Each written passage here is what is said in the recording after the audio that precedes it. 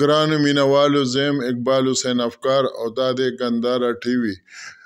د نن ادبي خبر سره ستاسو په وړاندې سلامونه نیکې پرځونې وړاندې کوم. پرون د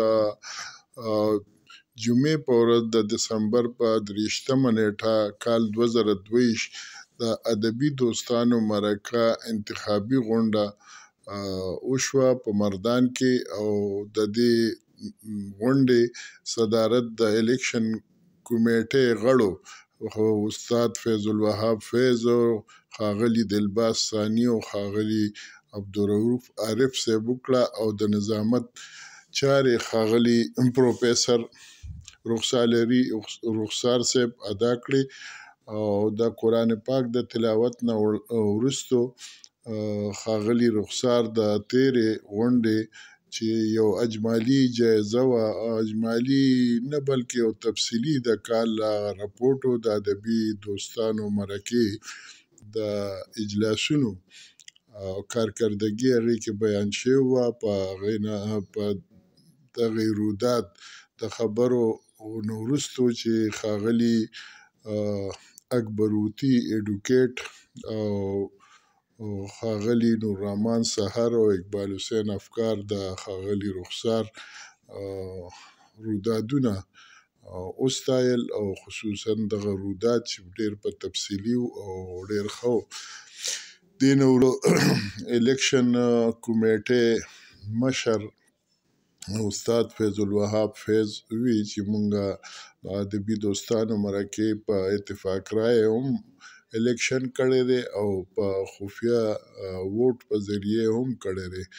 نو مونږ داسې کوو چې د زړو نوو ملګرو یو کمیټې جوړو، هغې دې څه نومونه دغه کړي، که په هغې کې فرض که ډبلینګ وي په هغې به بیا الیکشن وکړو او هغه به غونډې ته وړاندې کړي. که فرض که په کومو ملګرو باندې اتفاق وشو نو هغه به بس وړاندې شي. دغه شان یو کمیټې جوړه شوه، کمیټې چې دی نو هغې خبرې وکړې. په کمیټې کې 2 نومونه د چیرمنۍ دپاره راغلو، چې یو د پروفیسر ګورنوید او بل د مهراندیش و. خو په هغې کې مهراندیش چې دی نو هغه وویل چې چونکې ما تیر ځل د پروفیسر ګوهرنوید نوم وړاندې کړی و او هغه وخت چې دی نو بخښنه غوښتې وه د خپلو ذاتي مصروفیاتو په یو ویلي و چې ما له یو کال وخت راکړې.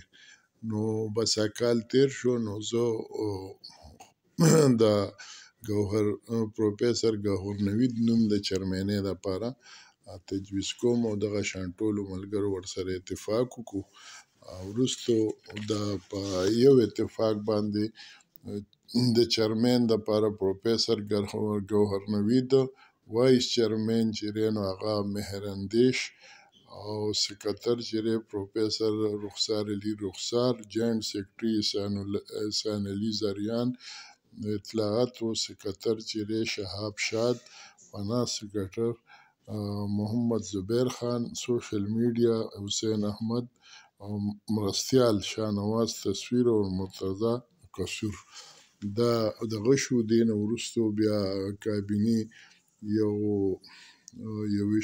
یوویشت تنو باندې اړه مجلس عامله جوړه کړه چې په هغې کې 7 تنه د کابینې ملګري شامل دي او 14 نور ملګري شامل دي. دغه شان دا غونډه په خیر او عافیت سرته